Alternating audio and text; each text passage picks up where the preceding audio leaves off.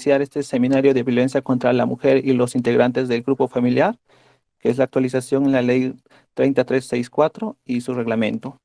Este evento está traído por la empresa de capacitaciones Dicitur, que se dedica a que son las capacitaciones en administración, seguridad industrial, psicología, derecho, entre otros.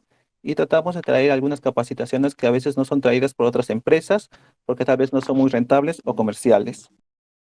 En esta oportunidad tenemos al abogado Eric Mantilla, es abogado por la Universidad Católica de Santa María, es candidato a máster en argumentación jurídica por la Universidad de León, España, es egresado de una maestría en Derecho Constitucional y Proceso Constitucional y es autor de diversos artículos publicados en revistas jurídicas y con bastantes años de experiencia ejerciendo la abogacía. En esta oportunidad vamos a tener un temario donde vamos a ver primero lo que son los antecedentes de la violencia en el Perú y también de la ley 30364. Veremos aspectos de la ley, veremos la violencia contra la mujer, la violencia familiar, los tipos de violencia, presentación de denuncias, medidas de protección, feminicidio. Y sin más que decir, doy pase a mi colega Eric Mantilla. Adelante, Eric. Bueno, ante todo, buenas noches, buenas tardes con todos los presentes. Bueno, antes que nada, agradecer la predisposición de todos los presentes para poder esta noche escuchar este tema tan importante y que tanta coyuntura ha traído en el transcurrir de los años.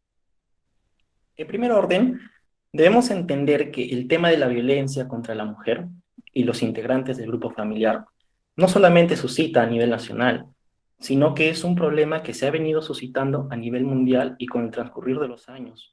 Y es por ello que diversos países han empezado a desarrollar una serie de políticas destinadas a erradicar lo que es la violencia contra la mujer. Para darles algunos alcances y para podernos poner en un contexto, les comento que un estudio realizado a mujeres mayores de 15 años, un estudio realizado por la Unión Europea, evidencia que la tercera parte de mujeres habría sido víctima de violación sexual por su pareja y hasta en más de 6 ocasiones, ¿no? Es decir, que un gran porcentaje de mujeres dentro de un matrimonio, dentro de una convivencia o dentro de un enamoramiento ha sufrido violación sexual hasta en más de 6 ocasiones. Porque debemos recordar que el delito de violación sexual se comete incluso dentro del matrimonio. Y este dato que les voy a dar a continuación en realidad es bastante importante y hay que tenerlo en cuenta. Además se registra, ¿no?, a nivel mundial que solamente el 25% de las mujeres fallecidas habría interpuesto una denuncia previa. ¿Qué quiere decir esto? Que existe un gran porcentaje de mujeres que fallece a causa de agresiones de género que no ha presentado una denuncia previa y que el Estado no ha podido proteger para poder salvarla o salvaguardarla. El 25% de mujeres no logró interponer una denuncia. Ese es un alto índice de porcentaje que necesariamente tiene que ser revertido por las autoridades. Y es por eso que a nivel mundial, bueno, y también en el Perú, se han implementado una serie de medidas para poder captar todo lo que son denuncias. Es importante agilizar los medios receptivos de lo que son las denuncias, ya sea en la comisaría, ya sea ante el Poder Judicial, ya sea ante la Fiscalía. Y les comento un poco que ahora incluso se está desarrollando un aplicativo para poder descargarlo y poder presentar una denuncia por medio del aplicativo. Es decir, el Estado está implementando una serie de medidas y destinando una gran cantidad de presupuesto. ¿Por qué? Porque si nos ponemos a pensar, solo el 25% de mujeres fallecidas habría interpuesto una denuncia previa, en realidad es un porcentaje bastante bajo. Siguiente, por favor. Bien, como les había comentado, es una coyuntura a nivel mundial y por ende también se ve reflejada, lógicamente, en el Perú, ¿sí? Según el Instituto Nacional de Estadística e Informática, el 63.2% de mujeres de entre los 15 a 49 años sufrieron algún tipo de violencia en algún momento de su vida, ya sea por su esposo o por su compañero. Es decir, mucho más de la mitad de mujeres en el Perú ha sufrido de violencia de género. Y según el Ministerio de la Mujer y Poblaciones Vulnerables, solo en el año 2015, es decir, solo en un año, se han registrado al menos 25 casos de feminicidio y 195 casos de tentativa. Es decir, la violencia en el Perú realmente es alarmante y es un problema social que tiene que ser revertido. Si nos ponemos a pensar, 25 casos de feminicidio solamente en un año, 95 casos en un año, es bastante considerable. Bien, en la parte baja podemos distinguir un cuadro que forma parte de las estadísticas del Instituto Nacional de Estadística e Informática. El link está abajo también, por si alguno de ustedes desea revisar toda la estadística de forma completa. Si vemos ahí, hay un aumento progresivo de la violencia. En el primer rubro se ve 124.057, ese es del año 2013. Y si nosotros damos un vistazo, revisamos de forma somera lo que es esta tabla, podemos concluir, sin mayor análisis, que la violencia se ha ido incrementando y de forma considerable.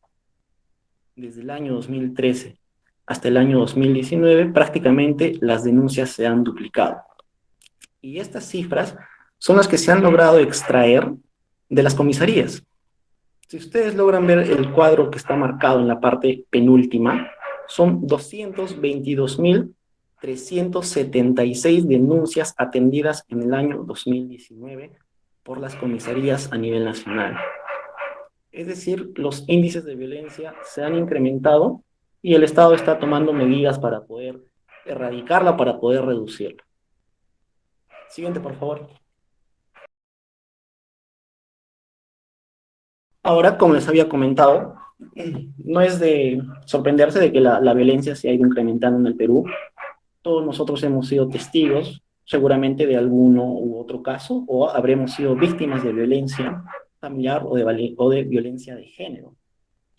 Ahora bien, en ese sentido, dado a los altos índices de violencia que se han producido en el Perú, es que nuestros legisladores, recién el 23 de noviembre del año 2015, publican el resultado de una importante legislativa para mí y desde mi perspectiva sin precedentes, que está destinada a erradicar cualquier tipo de conductas violentas en contra de las mujeres e integrantes del grupo familiar. En el año 2015 se publica la tan conocida Ley 30364, cuyo objetivo es prevenir, sancionar y erradicar la violencia contra las mujeres e integrantes del grupo familiar. Esta ley vino acompañada de una serie de presupuestos, una serie de medidas e implementaciones para poder erradicar lo que es la violencia. Se debe tener en cuenta que esta ley establece dos parámetros. Esta ley básicamente establece dos parámetros. El primero es la violencia de género y el segundo es la violencia doméstica.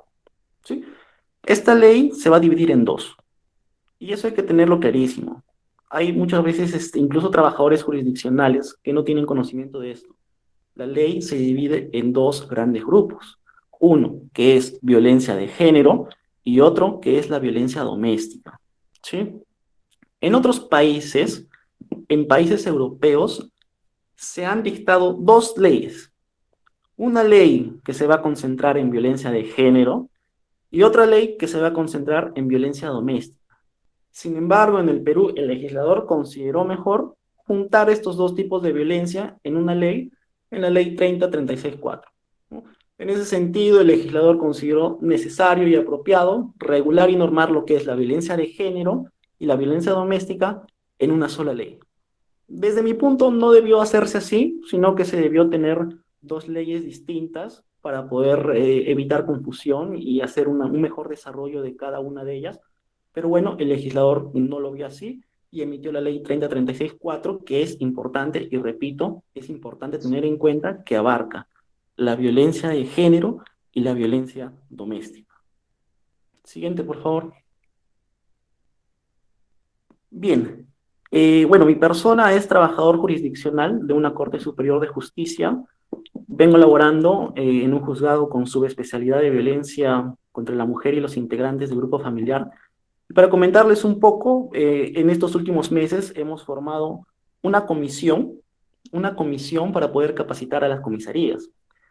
Y bueno, a manera de experiencia les comento que los efectivos policiales siempre nos comentan que las víctimas regresan junto a su agresor, ¿no? Por más que ellos denuncien, por más que se quejen y por más que se dicten medidas de protección, hay un fenómeno, por así decirlo, en el Perú, que ocasiona que la víctima regrese junto a su agresor.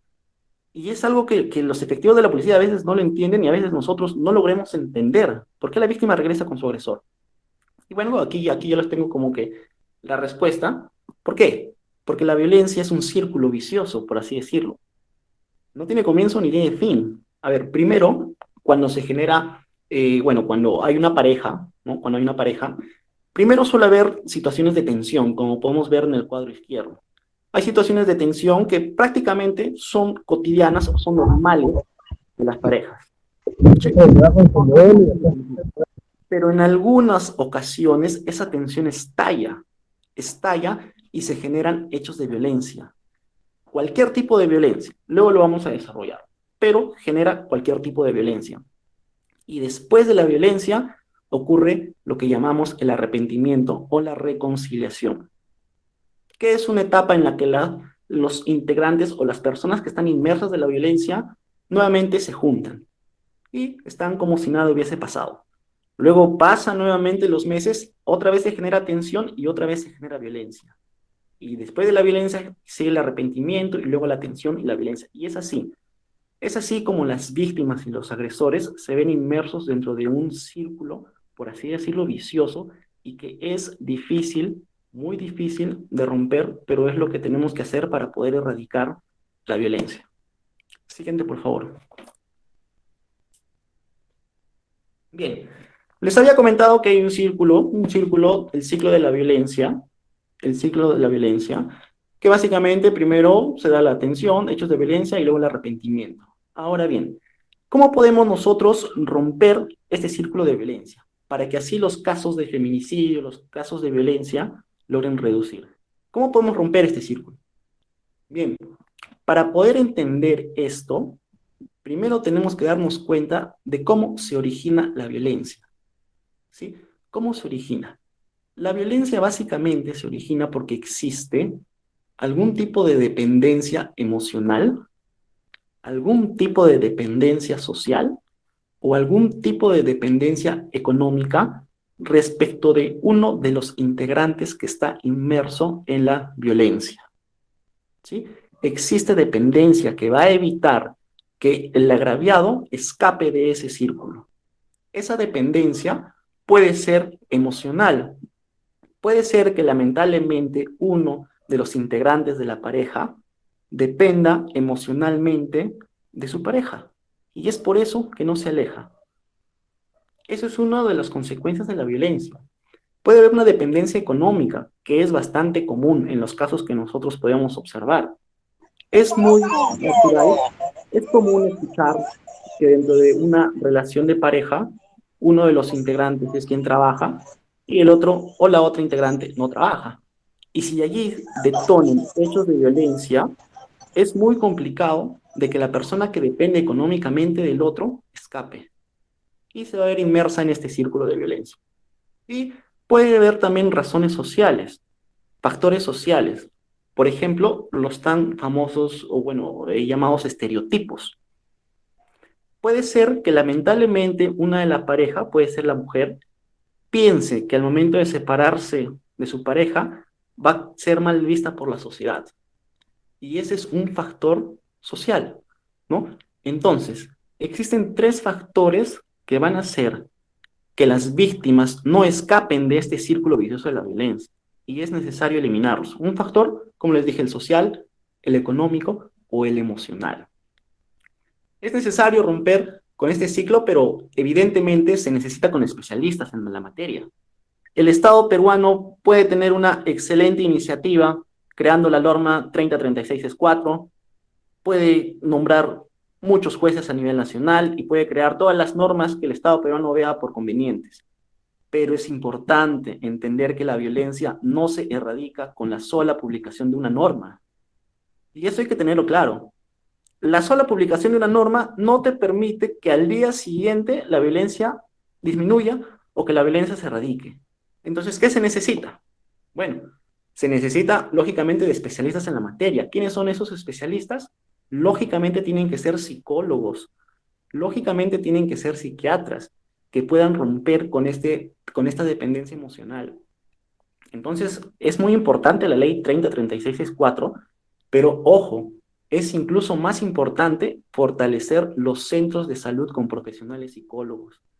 Y me parece que aquí un poco el Estado peruano está fallando. Existe buen presupuesto para trabajadores jurisdiccionales, para jueces y fiscales, pero no se está dando la debida atención a los centros de salud con profesionales psicólogos. Un juez puede ordenar medidas de protección, es cierto, puede ordenar lo que él le parezca, pero es el psicólogo el que va a poder dar solución a aquellos factores que generan violencia. Entonces, es necesario reflexionar al respecto. Si alguno de nosotros está inmerso en un círculo de violencia, necesariamente tiene que tener la asistencia de un profesional psicólogo. No necesariamente se va a erradicar la violencia acudiendo a un abogado. Pero es un buen punto de partida y lo vamos a ver más adelante. Siguiente, por favor. Bien, les había dicho que se necesita definitivamente de atención psicológica, atención psiquiátrica.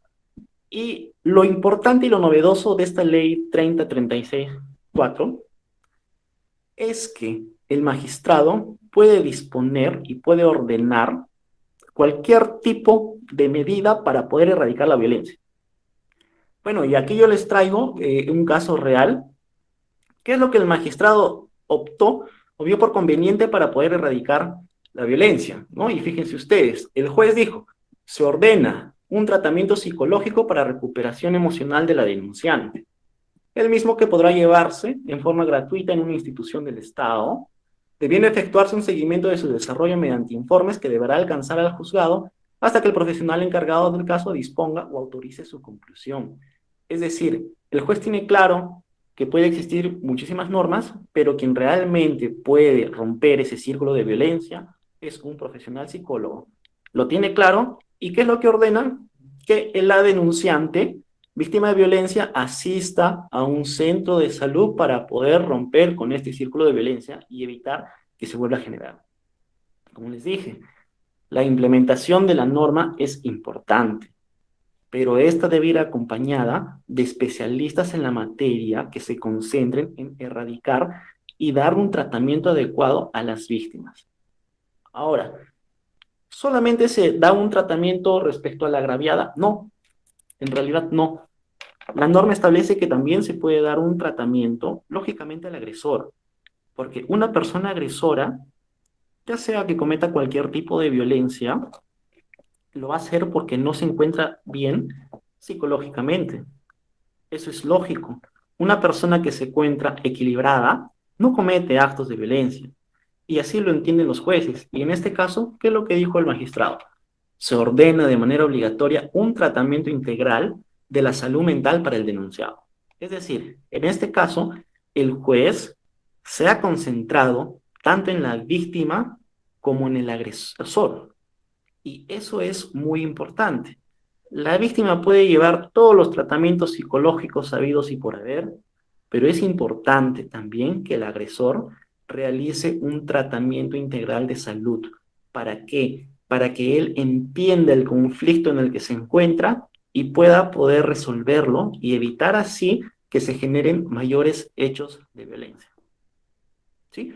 Entonces, hasta aquí tenemos bien claro que la violencia es un problema de coyuntura mundial, no solamente en el Perú, pero se da a nivel mundial. En el Perú hay índices altísimos de violencia. A raíz de ello es que se ha creado la ley 3036-4 y esta ley viene acompañada de una serie de medidas y una de ellas es el dictado de medidas de protección. Y es necesario tener en cuenta también que se requiere de atención integral, atención psicológica y psiquiátrica. ¿Solamente para la víctima? No. Tanto para la víctima como el agresor. Y los jueces lo entienden así y por eso es que disponen este tipo de medidas. Un tratamiento psicológico para la denunciante y un tratamiento terapéutico o integral de salud mental para el denunciado, es decir, para ambas partes. Siguiente, por favor. Bien. Como les había comentado al comienzo, esta ley se divide en dos grandes grupos y se tiene que entender así. El primer grupo es violencia contra las mujeres y el segundo grupo es definición de violencia contra los integrantes del grupo familiar, ¿no? Es decir, tenemos dos grupos, violencia contra las mujeres y violencia contra los integrantes de un grupo familiar. Son dos grupos de violencia que esta ley ha juntado. Como les dije, otros países lo desarrollan de forma independiente, pero nuestro país decidió juntarlas y desarrollarlas en una misma ley, la 3036-4. Ahora, ¿qué debemos entender por violencia contra las mujeres? La ley lo desarrolla y lo define de la siguiente manera. Nos dice, la violencia contra las mujeres es cualquier acción o conducta que les cause la muerte, daño o sufrimiento físico, sexual o psicológico por su condición de tales, ya sea en el ámbito público como en el privado. ¿Sí? Aquí hay que tener algo en cuenta y que es muy importante. La norma no protege toda la violencia en contra de la mujer, sino la violencia que parte por la violencia de género, ¿sí? Por su condición de tales. Y bueno, la otra parte de la norma define la violencia contra los integrantes del grupo familiar de la siguiente forma. La violencia contra cualquier integrante del grupo familiar es cualquier acción o conducta que le cause la muerte, daño o sufrimiento físico, sexual o psicológico que le produce en el contexto de una relación de responsabilidad, confianza o poder, de parte de un integrante a otro del grupo familiar, ¿no? Entonces tenemos que la ley en primera instancia protege a las mujeres y después protege a los integrantes del grupo familiar. Esposo, esposa, hijo, abuela, nieto, primo, e incluso la norma establece, ojo, que va a proteger a cualquier persona, aunque no tenga un parentesco, pero que viva bajo el mismo techo, ¿no? Si nosotros tenemos, por ejemplo, un amigo que vive dentro de nuestra casa y se vuelve parte, entre comillas, de la familia, esta norma también lo va a proteger, porque vive dentro del mismo hogar que el nuestro. Siguiente, por favor.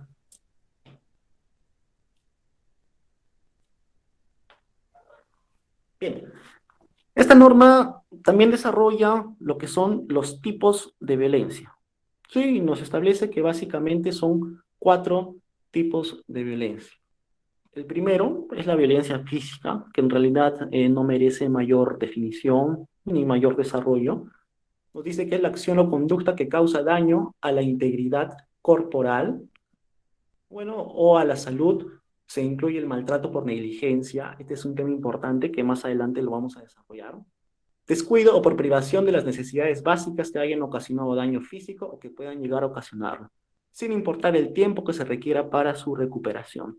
Es decir, cualquier acción destinada a causar un daño a la víctima, ¿no? Un daño de naturaleza física, lógicamente. Bien, ahora la norma también desarrolla lo que es la violencia psicológica. Nos dice que es la acción o la omisión tendiente a controlar o a aislar a la persona, contra su voluntad, a humillarla, nos dice la norma, avergonzarla, insultarla, estigmatizarla o estereotiparla, sin importar el tiempo que se requiera para su recuperación. Bien, entonces nos dice que la violencia psicológica es cualquier acción destinada a humillar, avergonzar e insultar a una mujer o a un integrante del grupo familiar. Al momento de definir estos tipos de violencia, ya estamos en un contexto que va a abarcar tanto a la mujer como a los integrantes del grupo familiar, ¿sí? Entonces tenemos lo que es la violencia física, la violencia psicológica. Después la norma también define lo que es la violencia sexual. Y nos dice que son acciones de naturaleza sexual que se cometen contra una persona sin su consentimiento o bajo coacción. Incluye actos que no involucran penetración o contacto físico alguno. Por ejemplo, aquí tenemos lo que son los tocamientos indebidos, los actos de acoso, o cuando, por ejemplo, algún enamorado o ex enamorado envía fotos obscenas a su expareja. También estamos aquí en un contexto de violencia sexual. Ahora, desarrollando un poco lo que es la violencia psicológica, no necesariamente tiene que haber afectación psicológica para poder entender que la violencia psicológica se ha producido.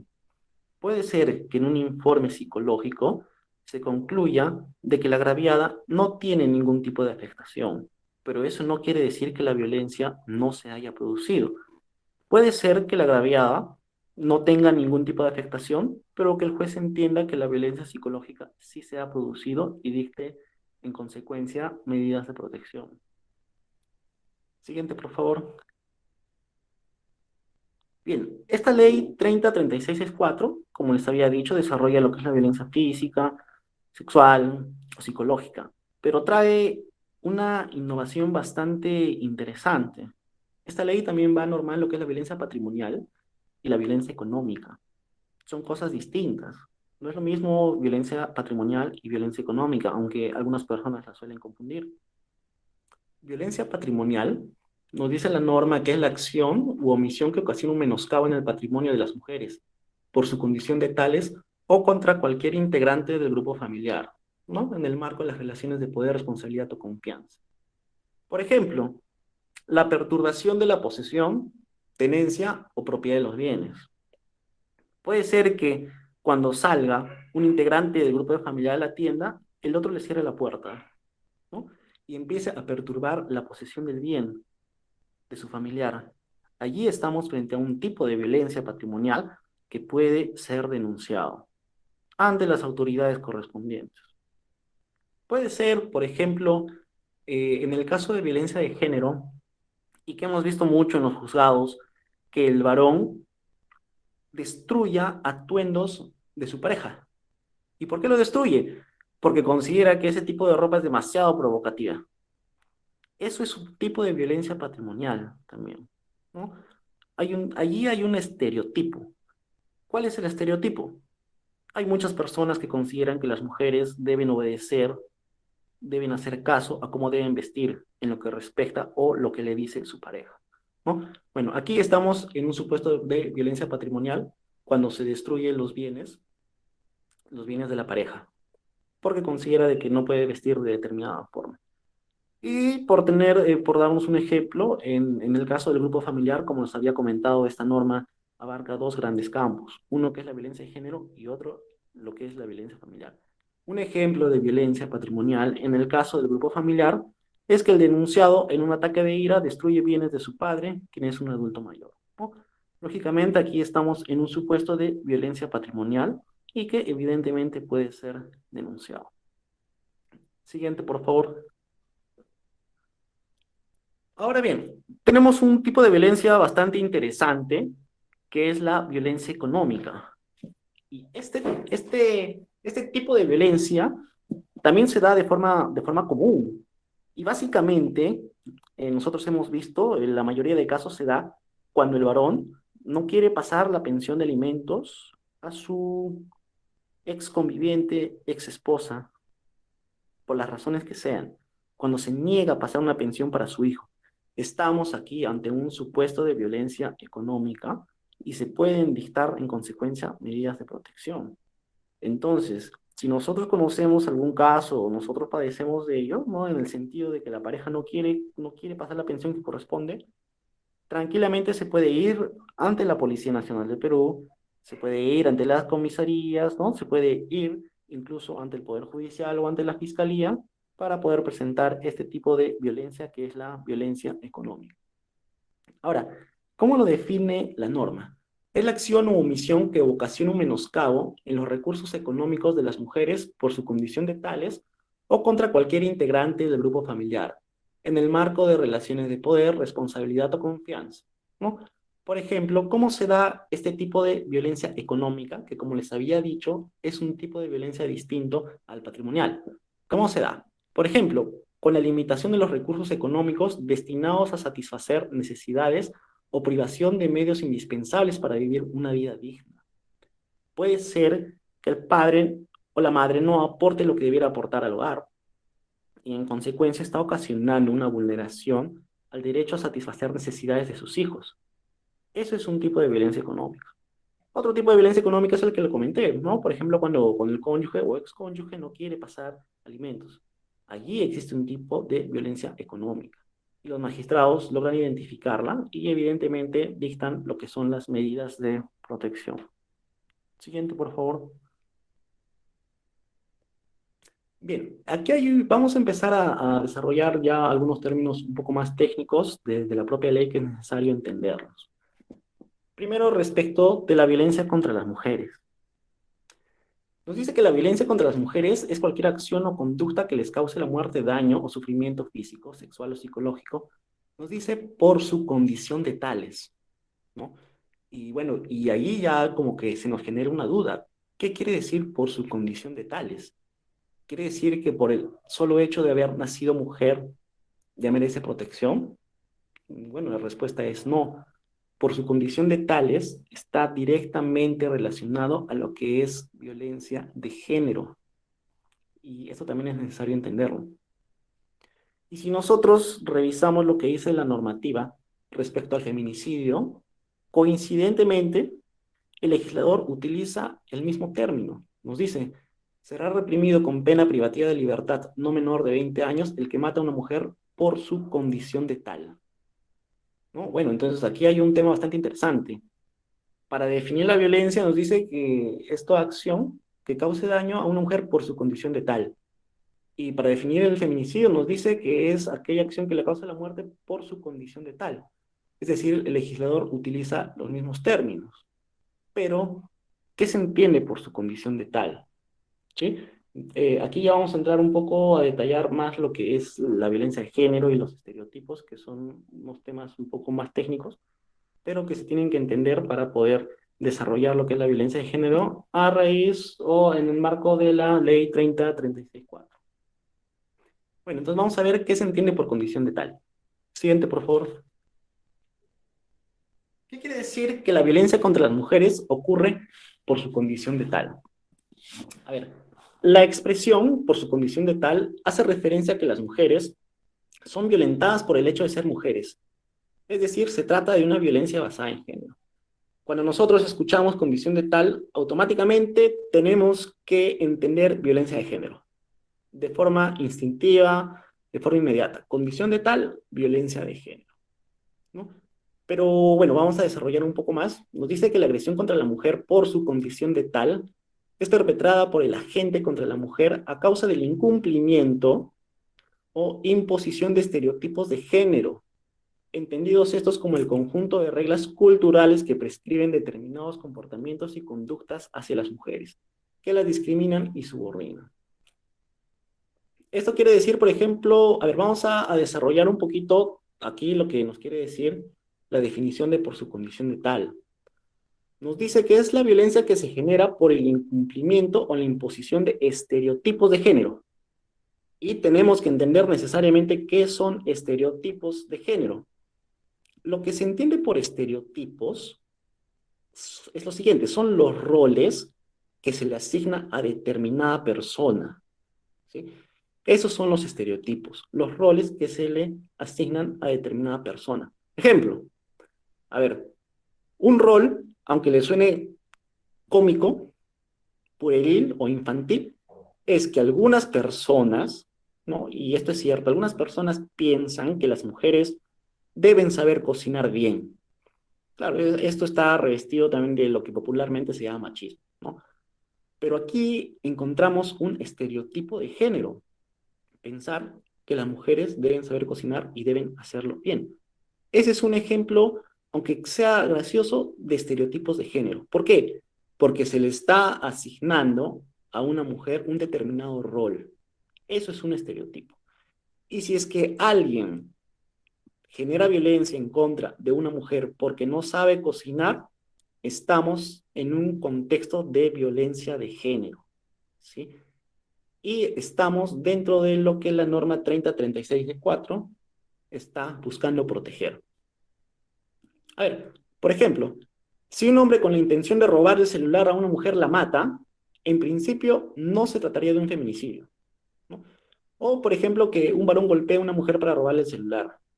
Ahí no estamos en un contexto de la ley 3036-4, ni tampoco estamos en un contexto de feminicidio. ¿Por qué? Si bien es cierto la mujer ha sufrido violencia, esta violencia, y es importante tenerlo en cuenta, no se está dando por el incumplimiento de estereotipos de género, sino porque alguien quiso robar el celular. Esta ley protege a las mujeres cuando existe incumplimiento de estereotipos, ¿no? O, por ejemplo, la mujer que sufre violencia porque quiso terminar una relación. Ahí hay un estereotipo de género y es necesario entenderlo y es necesario identificarlo. ¿Cuál sería el estereotipo de género? Pensar que las mujeres no pueden terminar una relación, ¿no? Hay personas que piensan de esa forma y que, producto de ese pensamiento, ejercen violencia en contra de una mujer, ¿no? Entonces, si bien es cierto, robar un celular genera violencia, esto se tendrá que discutir en las vías jurisdiccionales correspondientes. Se tendrá que ir a la fiscalía, delito de robo, y bueno, luego a instancias penales y tendrá que ser sentenciado. No hay duda de eso. Pero no estamos dentro de un contexto de la ley 30-36-4, ¿no? No estamos en un contexto de esta norma. ¿Por qué? Porque esta norma busca erradicar lo que es la violencia de género. Se busca concentrar en eso. Entonces, por así, siguiente, por favor. Aquí lo vamos a desarrollar por partes, un poco más detallado. A ver, la norma nos dice que se protege a la mujer por su condición de tal, ¿no? Así nos establece la normativa. Ojo, ¿qué quiere decir condición de tal? Rápidamente nosotros tenemos que razonar e identificarlo como violencia de género. Condición de tal, violencia de género. ¿Qué es violencia de género? Básicamente el incumplimiento de estereotipos, ¿no? Y ojo, ¿qué son los estereotipos? Conductas que se esperan de determinada persona, ¿sí? Por ejemplo, bueno, ahora vamos a desarrollar una serie de ejemplos, ¿no? Pero hay que tener muy en cuenta que esta ley protege a las mujeres por su condición de tales. Es decir, protege a la mujer de la violencia de género. ¿Qué es la violencia de género? El incumplimiento de estereotipos, ¿no? ¿Y qué son estereotipos? Conductas que se esperan de determinada persona.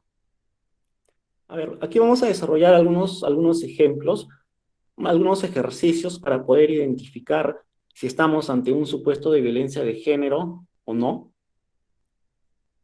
A ver, primer ejemplo. Violencia que se sufre por no saber cocinar esconde un estereotipo. ¿Cuál es el estereotipo? Como les había comentado, ¿no? En este caso sería que hay muchas personas que consideran, aunque parezca gracioso, ¿no? Que las mujeres, por su condición de mujer, deben saber cocinar. Ese es un estereotipo y debe ser erradicado, ¿sí? Lógicamente, la habilidad culinaria no depende del género o el sexo de las personas, ¿no? Depende de otros factores como los estudios y la habilidad que esa persona pueda tener. Pero hay personas que consideran que por su sola condición debe saber cocinar bien. Ahí hay escondido un estereotipo. ¿Cuál es el estereotipo? Como les dije, pensar que la mujer debe saber cocinar, ¿no? Lo cual es incorrecto porque, bueno, no depende, como les había dicho, del género o la sexualidad o el sexo de las personas. Siguiente, por favor. Bien. Otro ejemplo, otro ejercicio. Violencia que se sufre por querer terminar la relación es con un estereotipo. ¿Cuál es ese estereotipo? Vendría a ser pensar, lógicamente de forma equivocada, ¿no? Pero pensar que una mujer no puede terminar la relación, ¿no? Si se sufre violencia por eso, hay un estereotipo escondido, hay un detonante allí dentro que genera la violencia. Y es que algunas personas consideran que las mujeres no tienen la potestad de terminar una relación. Y es por eso que, bueno, en nuestra experiencia en el juzgado se ve de que cuando una mujer o un varón, bueno, más que todo una mujer, pretende terminar una relación, es agredida, es agredida. ¿Y por qué se da eso si nos ponemos a pensar? Es porque lamentablemente hay personas que consideran dentro de sí que las mujeres no tienen la potestad ni la facultad para terminar o culminar una relación. Ahí hay un estereotipo. La ley debe proteger, esta ley debe proteger a ese tipo de conductas o a estas víctimas que son consecuencia de estas conductas estereotipadas de violencia de género. Bien. Otro ejemplo bastante clásico que se da es la violencia que se sufre por no querer tener relaciones sexuales, ¿no? Ese tipo de violencia evidentemente esconde un estereotipo de género. ¿Cuál sería el estereotipo? Ojo, pensar de repente que las mujeres necesariamente tienen que acceder a tener relaciones sexuales cuando el varón lo quiera así, ¿no? Lamentablemente hemos tenido bastantes casos como estos y esconden un estereotipo. El razonamiento equivocado de algunas personas que consideran que la mujer debe tener la predisposición de tener relaciones sexuales cuando él quiera. Aquí estamos frente a un contexto de violencia de género. ¿Por qué? Porque hay un estereotipo escondido. ¿Cuál es ese estereotipo? Si nosotros nos ponemos a profundizar un poco, lo que el agresor piensa es eso. Él piensa que la mujer tiene que tener la predisposición y muchas veces se genera violencia por eso. Otro ejemplo bastante clásico de violencia de género y de estereotipos es la violencia que sufre una mujer por tener amigos varones y hablar con ellos. ¿Eso esconde un estereotipo? Sí. ¿Cuál sería el estereotipo? Que hay parejas o hay varones que consideran que las mujeres no deben tener amigos. Lógicamente, no todos los varones, ¿no? No todos los varones. Hay algunos que consideran esto y que se genera violencia por esto. Ahí estamos en un contexto de violencia de género. Y finalmente, violencia que se sufre porque una mujer desea trabajar, ¿no? Si una mujer sufre violencia por parte de su papá o de su pareja o de sus hermanos porque ella quiere trabajar, estamos en un contexto de violencia de género. ¿Por qué? Porque hay oculto un estereotipo de género. ¿Cuál es el estereotipo? El rol que se espera de ella. El rol que se espera de ella. Por ejemplo, pensar que las mujeres no deben trabajar y que deben ser mantenidas por el varón, ¿no? Ahí hay un estereotipo. Lo que quiero que ustedes entiendan con el desarrollo de estos ejemplos es que la norma 3036-4, ¿sí? Protege a las mujeres, es cierto, pero las protege, ¿por qué? ¿Por qué protege? Por la violencia que sufren ella en su condición de tal, ¿sí? Y eso es importante. Esta norma es una norma que está muy, pero muy bien hecha y muy bien profundizada, muy bien profundizada. Y está hecha a detalle, ¿no? Y si nosotros la analizamos bien, vamos a poder entender a cabalidad lo que esta norma quiere. Y esta norma quiere erradicar la violencia de género, la quiere erradicar los estereotipos. Como les dije anteriormente, si una mujer es víctima porque alguien le quiso robar el celular o ella tiene una deuda y le pegaron, obviamente ese acto es condenable. Es condenable por donde lo veamos, pero se tiene que tramitar por el delito de lesiones o la falta, o se tiene que tramitar como un delito de robo, ¿no? Que es muy distinto a que una mujer sea agredida por su condición de tal, de repente por incumplir estereotipos. Es muy distinto. Y esta ley 3036-4 desarrolla todo este tema de género y de estereotipos. Es por eso que les digo que aunque esta norma es pequeña, no más de 47 artículos, si no me equivoco, en realidad es compleja. Es pequeña, pero es compleja. Hay que entenderla de forma integral. Hay que entender lo que son los estereotipos, condición de tal y violencia de género, ¿no? Pero bien, entonces tenemos que partir de eso. Esta norma protege a las mujeres por los estereotipos que en el Perú se han venido arrastrando y que generan violencia. Siguiente, por favor. Bien, ahora nos dice la norma, bueno, como tenemos conocimiento, esta norma protege a las mujeres. ¿Y cómo lo hace? Dicta medidas de protección, ¿no? Una medida de protección puede ser la prohibición de acercamiento, puede ser la prohibición de comunicación. Eso lo vamos a desarrollar más adelante, pero es necesario entenderlo, ¿no? Esta norma faculta al juez a dictar medidas de protección. ¿Qué medidas de protección? Cualquiera que se le ocurra al juez. Cualquiera. ¿Sí? Esta norma da una gama abierta, literalmente, posibilidades, porque la norma literalmente dice que el juez puede dictar cualquier medida de protección destinada a erradicar la violencia sufrida, cualquiera. Hemos tenido un caso, bueno, en Arequipa, en el que el juez ordenó cancelar el brevet del agresor. ¿Por qué? Porque la víctima manifestó que el agresor la buscaba en su carro. Y el juez, en mérito a ese artículo que establece que puede dictar cualquier medida de protección, ordenó que se le cancele la licencia de conducir, ¿no? Oficiaron al Ministerio de Transportes y cancelada la licencia para proteger a la víctima. Entonces, esta norma, como les digo, muchas veces pasa desapercibida, pero tiene bastante incidencia, tiene bastante fuerza. Los magistrados tienen bastante poder. Bien. Entonces, nos dice, necesariamente para poder dictar medidas de protección, al amparo de la ley 3036-4, se debe tener claro el origen de la violencia, ya que este debe ser por razones de género, ¿sí? lo que hemos venido desarrollando en mérito a los ejercicios. Para poder dictar una medida de protección en mérito a la ley 3034, necesariamente el contexto y el origen tiene que ser por violencia de género, ¿no? A ver, nos dice, se debe tener mucho cuidado y concentración para detectar la violencia de género. Eso es lo primero que tiene que evaluar un juez al momento de analizar un caso, si la violencia proviene o no proviene por razones de género.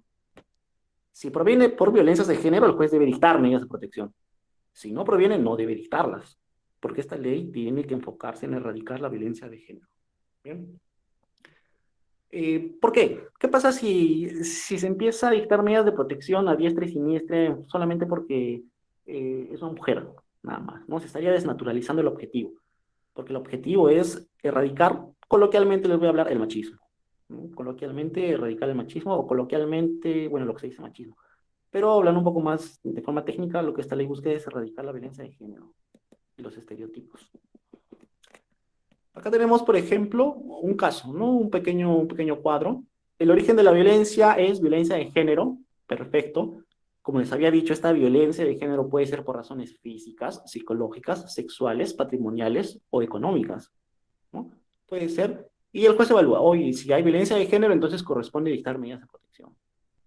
Y el artículo 48.1 del Decreto Supremo 09/2019, este Decreto Supremo es el reglamento de la Ley 3036-4, establece que se ordena remitir la denuncia a la Fiscalía Provincial Transitoria Especializada en Violencia contra la Mujer y los integrantes del grupo familiar, ¿no? Y aquí nos vamos a detener un poco porque es importante analizar este campo. A ver, una cosa es la violencia y otra cosa son los delitos que se originan por esta violencia. Nosotros, al amparo de la ley 3036-4, dictamos medidas de protección, pero son preventivas. Eso no quita que después se vaya a investigar la posible comisión de un delito, ¿sí? Por ejemplo, si una mujer es agredida por llegar tarde a su casa, ¿no? Es, agredida físicamente, le pegan. Ojo, el juez dictará medidas de protección, las que él considere, puede retirarlo al agresor de la casa, el juez dicta medidas de protección. ¿Y qué más? Después remite los actuados al fiscal para que investigue la comisión de un delito, ¿sí? Es decir, no basta con el solo dictado de medidas de protección, sino que después se tiene que investigar un delito. Y es por eso que la norma lo establece así. Después de que el juez de familia reciba la denuncia, después la tiene que remitir a la fiscalía, ¿sí? La tienen que remitir a la fiscalía para que se analicen y se puedan dilucidar o castigar o sancionar todos los delitos que se han cometido. Entonces, necesariamente el juez tiene que hacer, en primer orden, un análisis de lo que es la violencia de género, ¿no? Es muy importante tener en cuenta este aspecto, que se puede manifestar ya sea en violencia física, psicológica, sexual o de carácter patrimonial para poder otorgar medidas de protección. Siguiente, por favor. Bien, ahora, ¿qué pasa si es que la violencia no es de género? ¿No? No es violencia de género. Puede ser física, psicológica de repente. Ojo, cuando es violencia sexual siempre va a ser por razones de género, siempre, ¿no? Patrimonial. Por ejemplo, lo que yo les había comentado, violencia física, ¿no? Violencia física, hay una señora que debe dinero y su acreedor le pega, ¿no? Por ejemplo. Aquí no importa que se tengan todas las pruebas, no importa que haya testigos, no importa que haya declaraciones, certificados médicos con lesiones, no se otorgaría medidas de protección. ¿Por qué? Porque el origen de la violencia no se da por razones de género, aquí hay una creencia, ¿no? Hay una deuda. ¿Cuál es el origen de la violencia en el caso que yo les planteé? La deuda. No razones de género, sino la deuda. Entonces, cuando estamos al amparo de la ley 3036-4 y se producen este tipo de hechos de violencia, hay magistrados que no otorgan medidas de protección porque la violencia no se originó por razones de género y está bien. Y hay gente e incluso abogados que no lo entienden así. Piensan que porque hubo certificado médico, ¿no? Que lo puede haber, porque hubo 10 testigos, eh, hubo declaraciones, porque el policía presenció los hechos. Piensan que se debe dictar medidas de protección, pero no, porque no estamos en un contexto de violencia de género y eso es importante entenderlo. Ojo, esa víctima merece atención, por supuesto que sí, pero merece atención en otras instancias, no en lo que es la ley 3036-4, ¿no? Y si de repente aquí hay abogados litigantes, ¿no? Quizás haya alguno por ahí. Si es que un juez otorga medidas de protección a una víctima sin evaluar las razones de género, se tiene que apelar. Pueden apelar en el plazo de 3 días y seguramente la sala va a revocar esas medidas de protección. ¿Por qué? Porque no son por razones de género. Ojo, oye, pero si es que hay un certificado médico, hay 10 testigos, el policía vio, hay un acta, hay una constatación, estuvo en flagrancia, directa, inmediata, no sé, pero si no es por razones de género, no corresponde dictar medidas de protección. Y si un juez quizás dicta por las razones que fueran, quizás se confundió, corresponde apelar. Y seguramente va a tener resultados favorables en instancias superiores. Ahora, ¿qué pasa si no se otorgan medidas de protección? ¿Qué pasa si el juez analiza el caso y dice, oye, esto no es violencia de género, no es mi competencia, no otorgo medidas de protección? ¿Ahí queda? No, no queda ahí.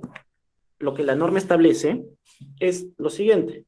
El juez tiene que remitir, de conformidad con el artículo 35.3 del reglamento de la ley, la denuncia en el día bajo responsabilidad a la Fiscalía Provincial Penal de turno del distrito. ¿Sí? A ver, ¿qué es lo que quiero decirles con esto? Si no se otorgan medidas de protección porque no es por razones de género, igual el juez ordena remitir los actuados a la fiscalía para que se investigue la presunta comisión de algún delito. A ver, por ejemplo, el ejemplo que vengo arrastrando esta noche, cuando les digo que una mujer es víctima de violencia porque le robaron el celular, ¿no? El juez evalúa, bueno, aquí no hay razones de género, el juez decide no otorgar medidas de protección. Bien, pero ¿qué pasa? Se tiene que castigar ese robo, ¿no? Esa sustracción del celular. Entonces, lo que hace el juez es remitir la denuncia a la Fiscalía Penal. Si bien es cierto, no se otorgan medidas de protección, el juez remite la denuncia a la Fiscalía Penal. ¿Por qué? Porque ahí se va a investigar la comisión de algún delito. Entonces, como les comento, si hay algún abogado litigante, aquí es importante hacer seguimiento a los expedientes que ingresen a un juzgado de violencia familiar. Si bien es cierto, si no se otorgan medidas de protección, oye, entonces tengo que hacer seguimiento y cerciorarme de que ese expediente se encuentre en la Fiscalía Penal, ¿verdad? Porque si bien es cierto, no se otorgan medidas de protección, puede haber delitos. Otro ejemplo, ¿qué pasa si la acreedora golpea a su deudora? ¿Es mujer? Sí, es mujer. ¿Pero la violencia es de género? No, la violencia no se dio por razones de género. La violencia se dio por razones de deuda. Entonces el juez no otorga medidas de protección. Pero ese golpe y esas lesiones tienen que ser investigadas y sancionadas. Por eso es que el juez remite los actuados a la fiscalía, quien tendrá que evaluar si es que eh, es una falta o es un delito y sancionar conforme a sus atribuciones. Bien, siguiente, por favor. Bueno, entonces hemos hablado más o menos, les he dado algunas pinceladas de lo que es violencia de género, cómo se da, ¿no? Por el incumplimiento de estereotipos y debe ser protegida efectivamente al alcance de la ley 3036-4. Pero también les había dicho que esta ley está dividida en dos grupos. Uno, que es la protección a las mujeres por violencia de género, ¿no? Violencia contra la mujer. Y otro grupo que es violencia contra la mujer y otro grupo que es el de los integrantes del grupo familiar, ¿no? Primer grupo, mujeres, por su condición de tales, violencia de género, estereotipos. Y segundo grupo, integrantes de un grupo familiar. Eh, Hay países, como les comentaba al comienzo, que ha decidido legislar de forma separada. A mí me parece eso atinadísimo, ¿no? ¿Por qué? Porque así vamos a tener jueces especializados en violencia contra la mujer y tendríamos jueces especializados en violencia contra los integrantes del grupo familiar. Tendríamos una subespecialidad muy definida, pero en el presente caso, es decir, en el Perú, el legislador lo juntó y dijo, no, a mí no me parece, los legisladores peruanos dijeron, no nos parece que haya dos leyes, sino una sola, que es la ley 3036-4, y recogió tanto la violencia de género como la violencia contra los integrantes del grupo familiar. ¿De acuerdo? Como les dije, hemos hablado de la violencia contra la mujer. Ahora vamos a hablar un poquito de qué pasa dentro de una familia, porque también tiene sus condiciones, tiene sus detalles y sus alcances, su forma de evaluarlo. No es sencillo. Nosotros no solamente con concluir de que son hermanos, podemos decir de que estamos frente a violencia familiar, a pesar de que son hermanos.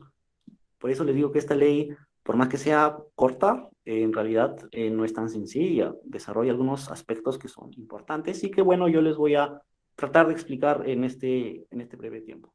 A ver, la definición de violencia contra los integrantes del grupo familiar se desarrolla de la siguiente forma, y dice, las y los integrantes del grupo familiar, entiéndase cónyuges, excónyuges, convivientes, exconvivientes, madrastras, padrastros o quienes tengan hijas o hijos en común, y las ascendientes o descendientes por consanguinidad, adopción o por afinidad, parientes colaterales, consanguinidad, adopción y segundo grado de afinidad, y quienes habiten en el mismo hogar, siempre que no medien relaciones contractuales o laborales, ¿no?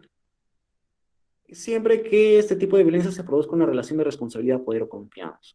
Bueno, aquí lo que hace la norma es definir quiénes son sujetos de protección dentro de un grupo familiar. Y nos dice, pues, lógicamente, esposos, exesposos, convivientes, quienes tengan hijos en común, y etcétera, ¿no?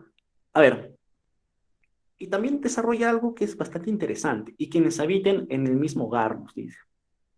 Es decir, la norma deja abierta la posibilidad a proteger como integrante del grupo familiar a quien no es un familiar, ¿no? Como les decía, por ejemplo, un amigo mío que vive dentro de mi hogar y que ha formado parte de mi familia, entre comillas, puede ser protegido por esta ley, porque la norma establece y quienes habiten en el mismo hogar. Ojo, siempre que no medien relaciones contractuales, ¿no? Aquí deja como que una salvedad. Por ejemplo, la trabajadora del hogar, si bien es cierto, habita en nuestro hogar, ella no está protegida por esta ley 3034, ¿no? Porque nos dice siempre que no vean relaciones contractuales o laborales al momento de producirse la violencia. Ahora, siguiente, por favor. Así como yo les había dicho que en el caso de violencia contra la mujer tiene necesariamente que haber violencia de género y estereotipos, es una condición insalvable de observancia obligatoria. En el caso de integrantes del grupo familiar, tiene que haber una relación de responsabilidad, de poder o de confianza. Como les dije, no basta que sean familiares, sino que además tiene que haber una relación de responsabilidad, de poder y de confianza. ¿Qué quiere decir esto? Que debe existir una simetría que coloque al agresor por encima de su víctima. Una posición superior. Bueno, ¿y qué es esto? A ver, lo vamos a entender con un ejemplo de forma sencilla.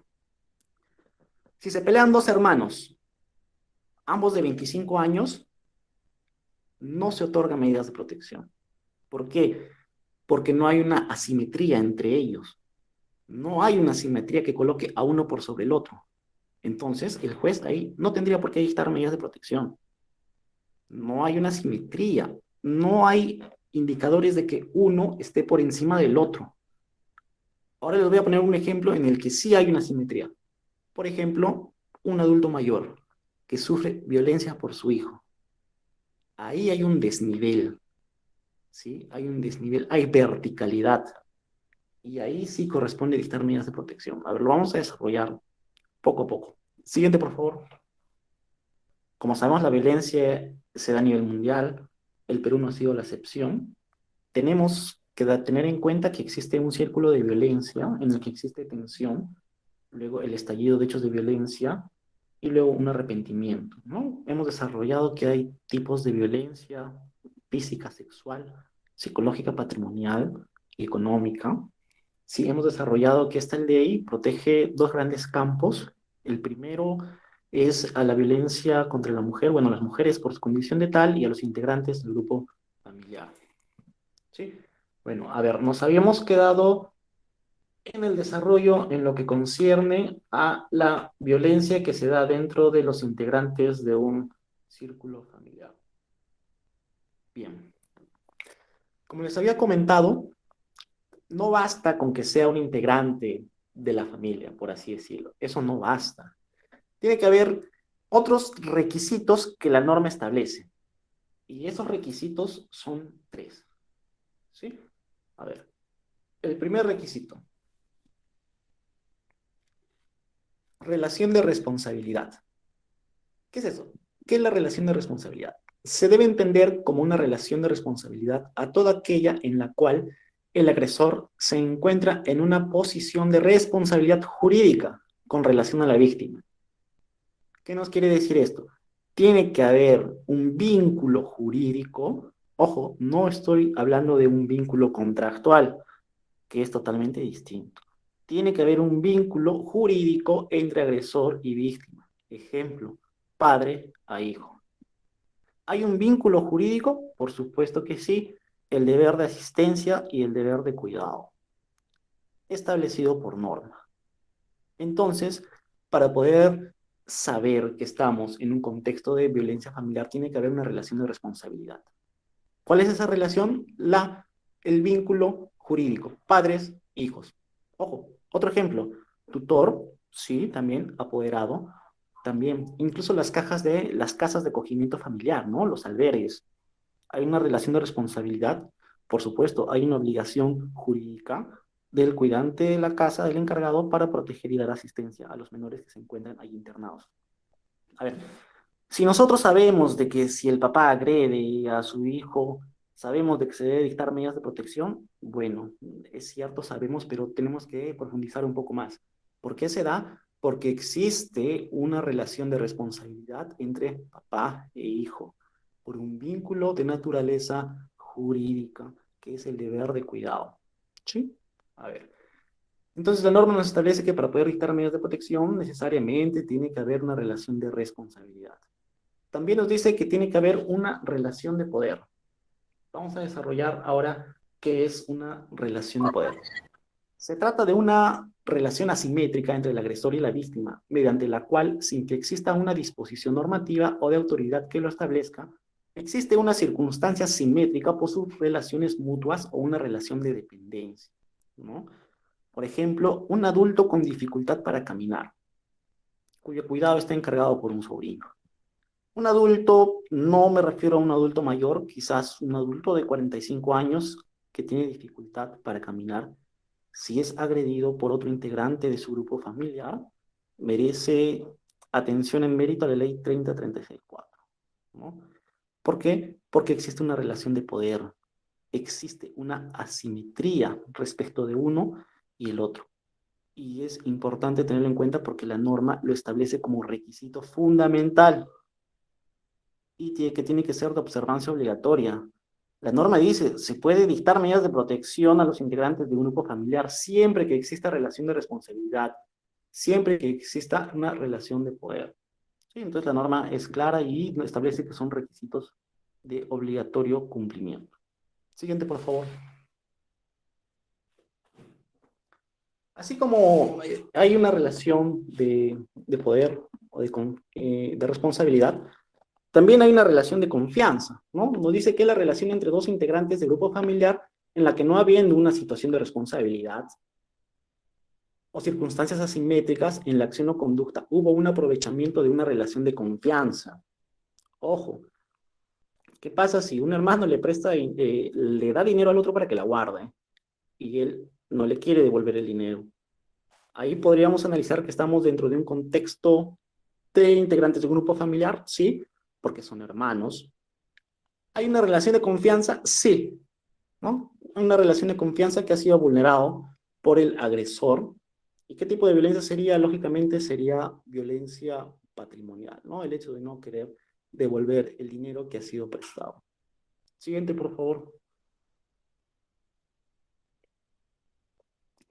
Bien, antes de pasar este tema de los facultados para denunciar, quiero desarrollar un punto que es bastante importante, ¿sí? Que es la violencia indirecta, ¿sí? Que es la violencia indirecta. La norma regula tanto la violencia directa como la violencia indirecta.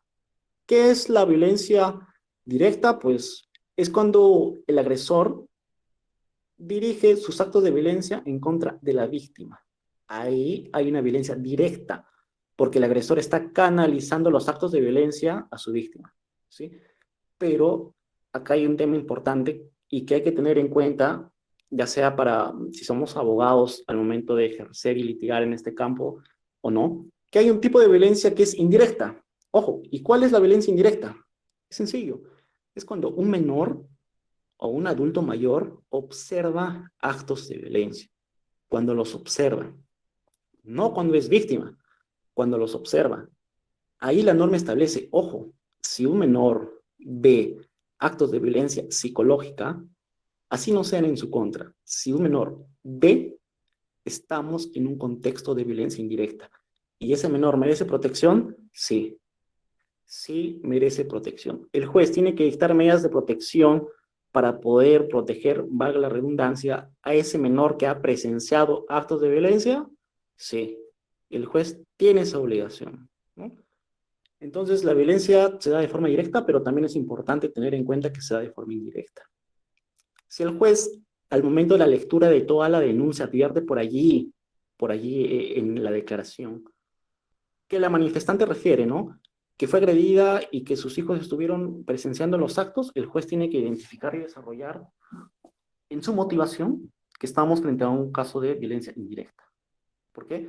Porque el menor observó los actos de violencia. ¿Y qué tiene que hacer el juez? Dictar medidas de protección también en favor de esta víctima. ¿De acuerdo? A ver, entonces vamos a desarrollar un poco ya aspectos más procedimentales. Yo diría que la parte, entre comillas, un poco pesada ya pasó, porque a veces a algunos se nos complica entender la violencia de género, los estereotipos, pero ya, bueno, ya se entendió.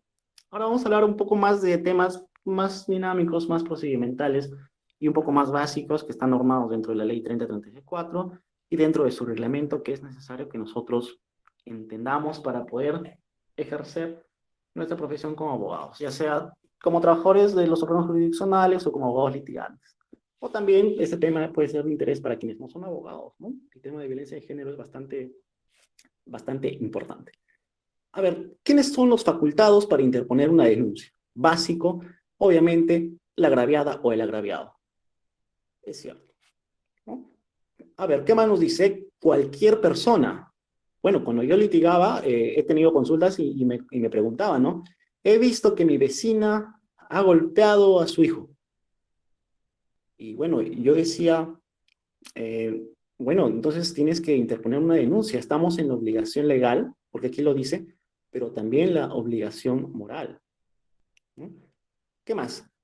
La agraviada, cualquier persona que haya tenido conocimiento de algún hecho de violencia, pero también la norma nos establece que tienen especial deber para interponer las denuncias los profesionales del sector salud, ¿no?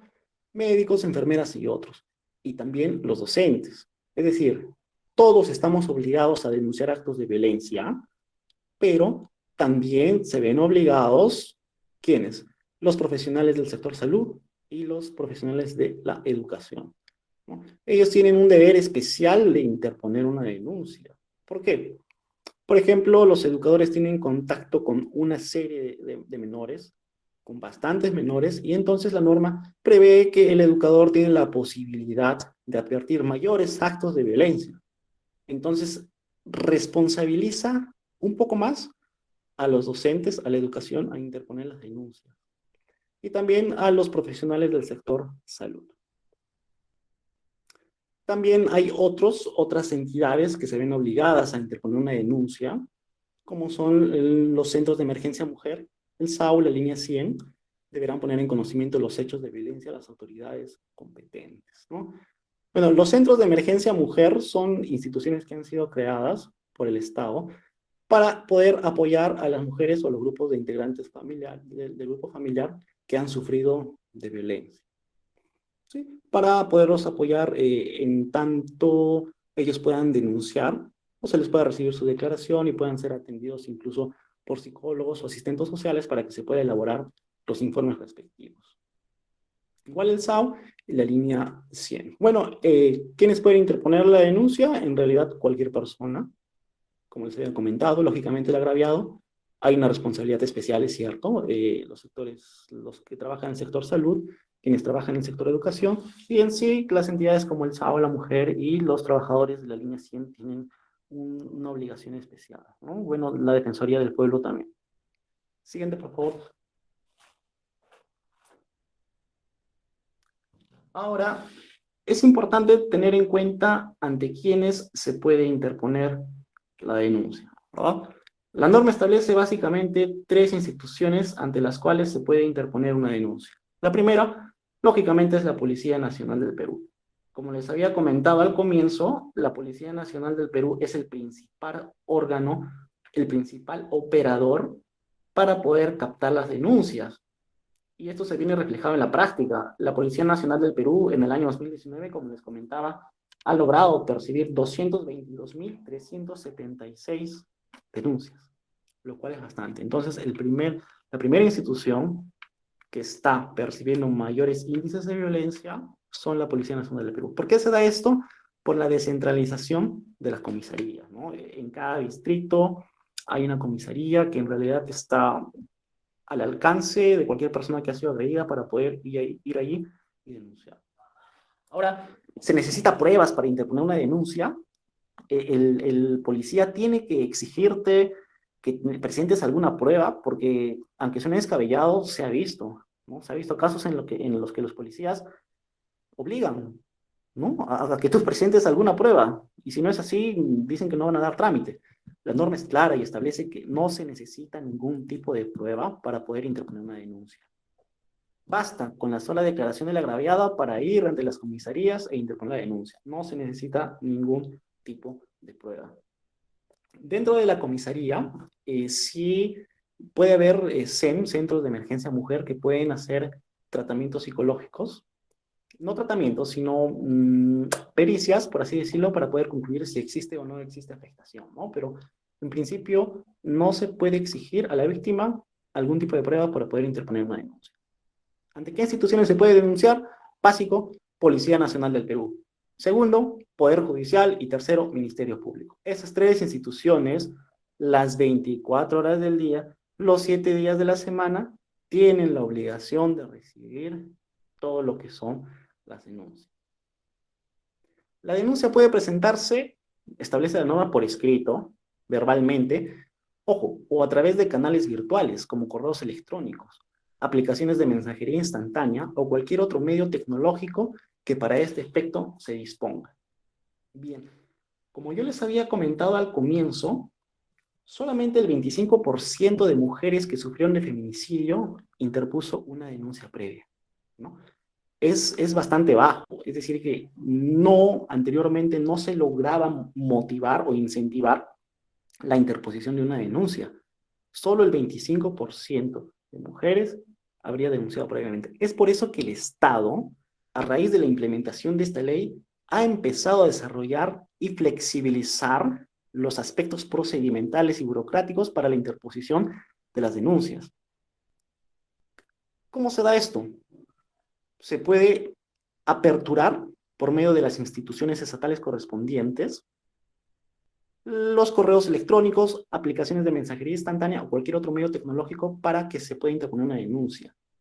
Y bueno, tengo conocimiento de que se está implementando, el Estado ya ha dispuesto la implementación de un aplicativo en el celular para poder denunciar, ¿no? Entonces, este es un reflejo claro de que realmente se están flexibilizando los aspectos procedimentales y que se necesita de la tecnología para poder luchar contra la violencia en contra de las mujeres y los integrantes del grupo familiar.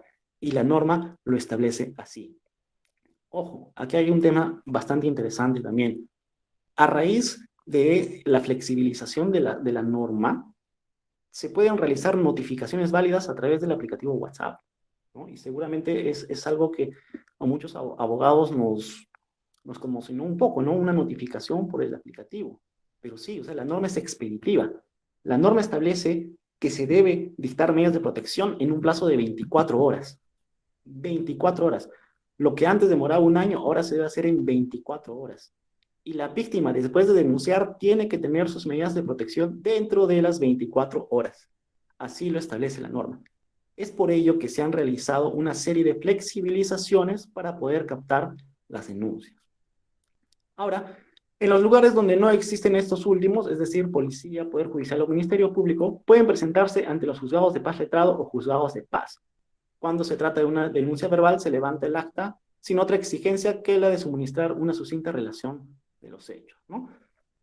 Hay lugares alejados donde lógicamente no tenemos Policía Nacional del Perú, no tenemos efectivos policiales, no hay una institución como el Poder Judicial propiamente dicha, ni tampoco el Ministerio Público, ¿no? Entonces la norma establece, para no vulnerar a esas personas que se encuentran en zonas aledañas, que pueden presentar una denuncia por violencia ante los juzgados de paz letrados o incluso los juzgados de paz, ¿no? Los juzgados de paz están conformados por personas que no son abogados en su mayoría de los casos, pero que tienen potestades jurisdiccionales porque así lo establece nuestra Constitución, y ellos también tienen la potestad de recibir denuncia, ¿no? Y esto hay que tenerlo en cuenta. ¿Hay alguna formalidad? Ninguna, verbal, y el magistrado, el juez de paz o el juez de paz letrado tendrá que levantar un acta, no dejando constancia el día, bueno, la hora y la fecha, obviamente los nombres y por supuesto los hechos que han suscitado o que han motivado los hechos de denuncia. Siguiente, por favor. Bien, vamos a hablar un poco de aspectos más procedimentales. Aquí yo les he preparado un esquema básico, en realidad bastante básico, de cómo funciona la ley. Ojo, todo esto se tiene que dar en 24 horas. Todo se tiene que dar dentro de las 24 horas. A ver, puede ser que la violencia sea física, psicológica, patrimonial o sexual. Lo hemos desarrollado. Cuando se da cada una de ellas, hemos dado ejemplos. ¿Ante quiénes se puede interponer esta denuncia? Comisaría, Poder Judicial, Fiscalía. Acá podemos añadir jueces de paz o jueces de paz letrados. ¿Sí? Entonces, la violencia en cualquiera de sus formas se puede denunciar a la comisaría, Poder Judicial o Fiscalía. Luego, ¿qué hace la comisaría, por ejemplo? Tiene que remitir los actuados al juez competente de manera inmediata. Recibida la denuncia, los efectivos policiales tienen que remitir la denuncia con los actuados y sus diligencias a los órganos jurisdiccionales competentes. En este caso, la norma establece en primer orden esta facultad a los jueces de familia. ¿Sí? Esto es básico. ¿Quiénes se encargan de la tramitación de la ley 3034? Los jueces de familia. ¿Se han ido especializando? Sí, porque ahora hay una subespecialidad de juez de familia que ve solamente esta ley, 3036-4. ¿Sí? Lógicamente eso ya depende más de temas presupuestarios, ¿no? Que el Estado pueda colocar en determinadas zonas jueces con la subespecialidad de violencia contra la mujer y los integrantes del grupo familiar. Pero en términos generales, el juez de familia es el encargado. Ojo, si no hay juez de familia, juez de paz letrado. Si no hay juez de paz letrado, juez de paz. Pero así lo establece la norma. Una vez que se remiten los actuados de la comisaría al juez competente, se valora el riesgo y se dictan medidas de protección. Ahora, muchos se preguntan, oye, pero ¿cómo yo valoro el riesgo? Bueno, hay muchos elementos con los cuales se puede valorar el riesgo. Por ejemplo, la ficha de valoración de riesgo es un principio rector para poder dictar medidas de protección. La ficha de valoración de riesgo es un cuestionario que tiene que ser llenado necesariamente por el operador, por la Policía Nacional del Perú, y que va a concluir qué tipo de riesgo, ¿no? Que puede ser leve, moderado, o puede ser severo, o incluso severo 2. Pero, bueno, entonces, ¿cómo se valora el riesgo? En primera instancia, el juez, ¿qué tiene que revisar? La ficha de valoración de riesgo. ¿Qué más tiene que revisar? Los mismos hechos, los mismos actos de violencia.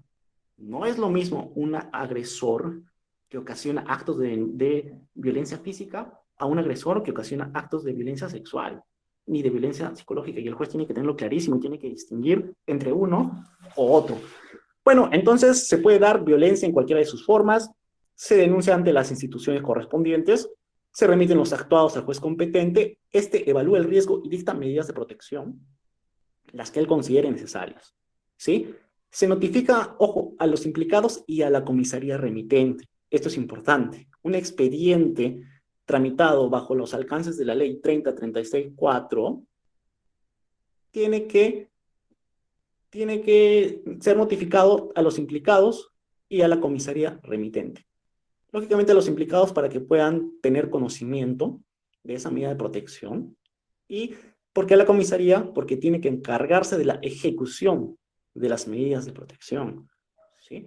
Por ejemplo, el juez puede ordenar, si ve que el riesgo es considerable, el juez puede ordenar, ojo, el retiro del agresor de la casa en la que habita. Puede disponer, se ordena el retiro inmediato del agresor. ¿Y quién tiene que ejecutar estas medidas de protección? La comisaría. El juez puede disponer prohibición de acercamiento, prohibición de comunicación, prohibición de generar actos hostiles, prohibición de enviar mensajes. Puede disponer absolutamente cualquier medida que considere necesaria y se notifica a los implicados y a la comisaría remitente. ¿Por qué a la comisaría? Porque la comisaría se va a encargar de ejecutar las medidas de protección. El juez no las puede ejecutar, ¿no? Lógicamente, su labor es jurisdiccional y se encarga desde su despacho de emitir medidas de protección. Quien tiene que utilizar la coerción, es decir, la fuerza, tienen que ser los efectivos de la Policía Nacional del Perú, ¿no? Entonces, luego se remiten los actuados a la Fiscalía para que investigue. Como les había dicho, el hecho de que se dicten medidas de protección no exime, no salva al agresor de que sea investigado por la comisión de un delito. Y es importante que los expedientes tramitados ante el juzgado de familia sean también llevados ante la Fiscalía para que se pueda investigar la comisión de un presunto delito. Siguiente, por favor. Ahora, hemos estado hablando a lo largo de esta noche, lo que son, bueno, hemos mencionado en varias ocasiones qué son medidas de protección, ¿no? Ahora lo vamos a definir, vamos a dar unos ejemplos también, porque es importante. ¿Qué son las medidas de protección? Nos dice. Son mandatos judiciales cuyo objeto es neutralizar o minimizar los efectos nocivos de la violencia ejercida por la persona denunciada y permitir a la víctima el normal desarrollo de sus actividades cotidianas, con la finalidad de asegurar su integridad física, psicológica y sexual, o la de su familia, y resguardar sus bienes patrimoniales, ¿no? El juez las dicta teniendo en cuenta el riesgo de la víctima, la urgencia y la necesidad de protección y el peligro en la demora. Bien, básicamente las medidas de protección son disposiciones, son mandatos jurisdiccionales que pueden ser de cualquier índole destinados a erradicar la violencia y prevenir que ésta se suscite nuevamente. Siguiente, por favor.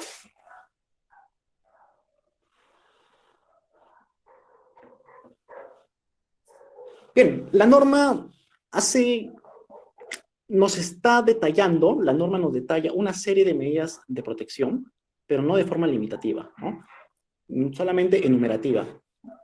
¿Por qué? Porque, como les había comentado, el juez puede dictar las medidas de protección que se le ocurran.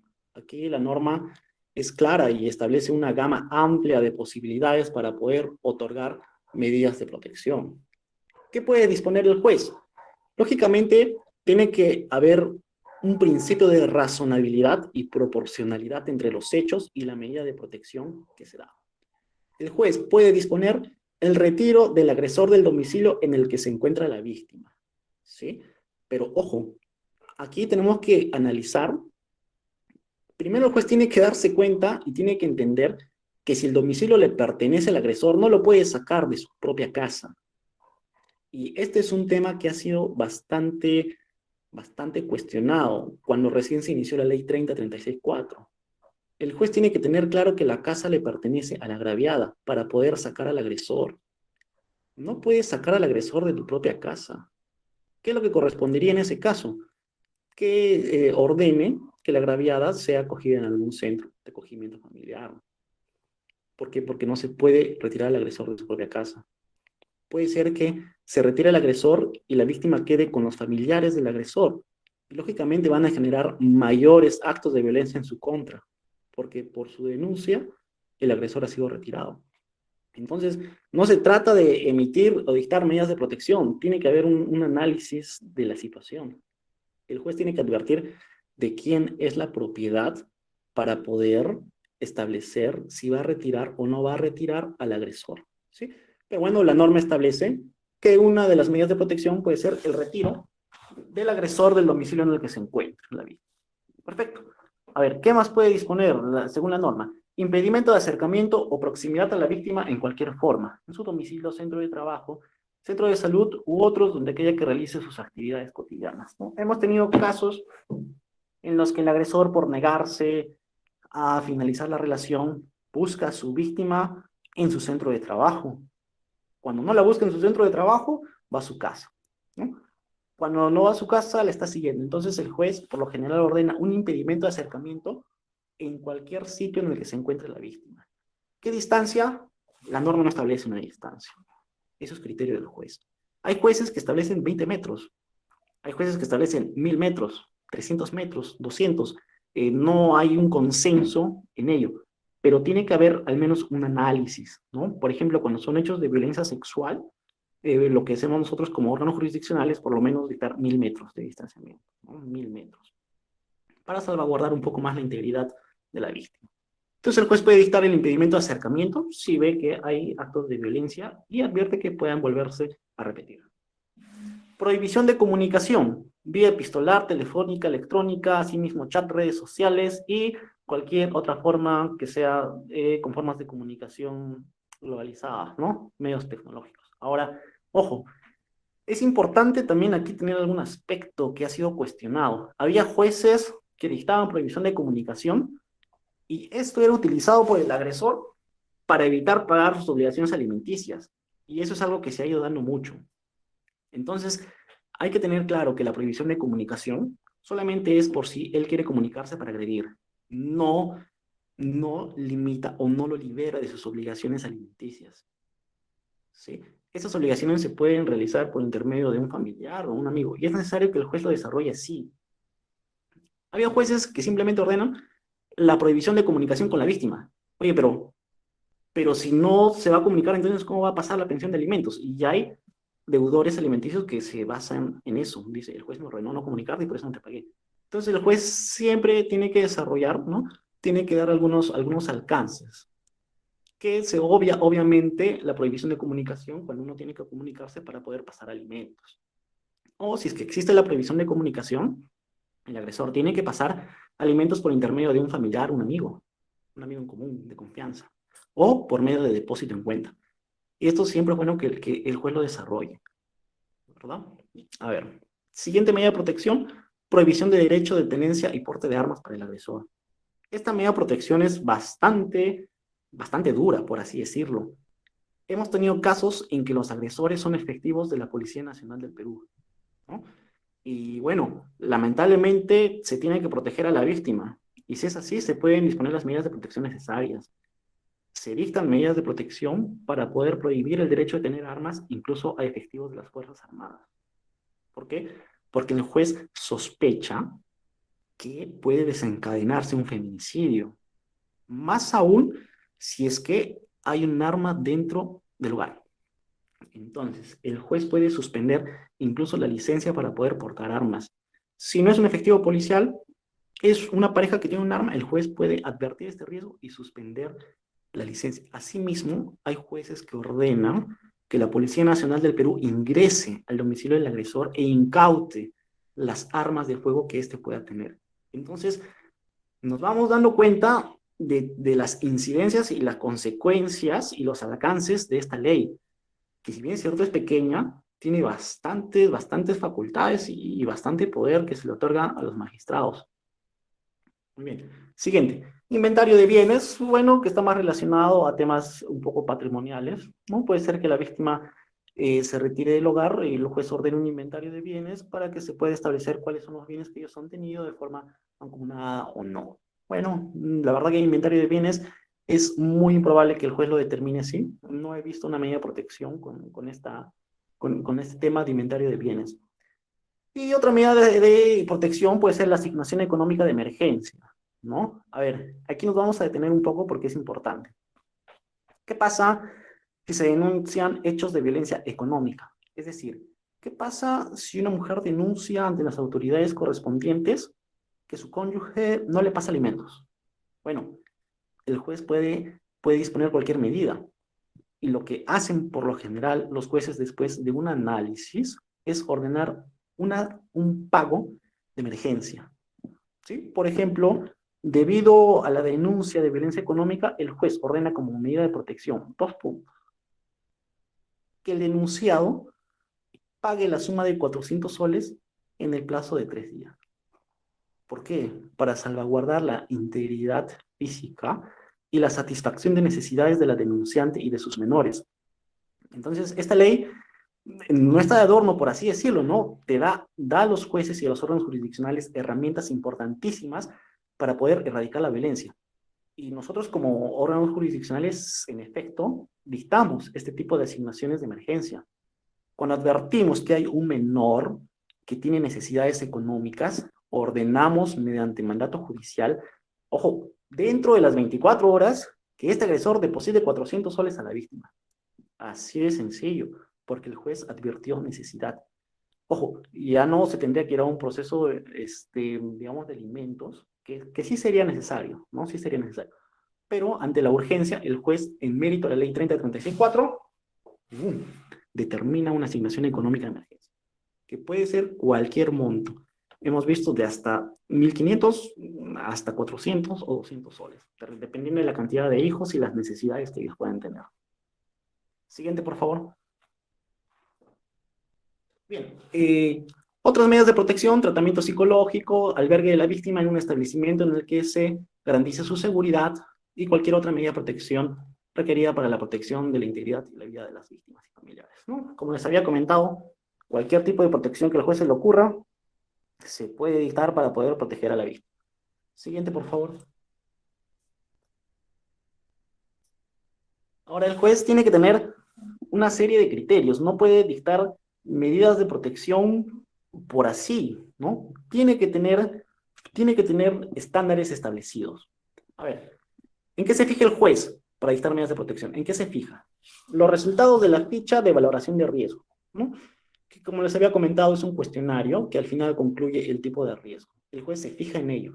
¿Qué puede ser? ¿No? Leve, moderado o severo. Se fija en ello. Ojo, el juez se fija en los antecedentes policiales o en las sentencias contra una persona.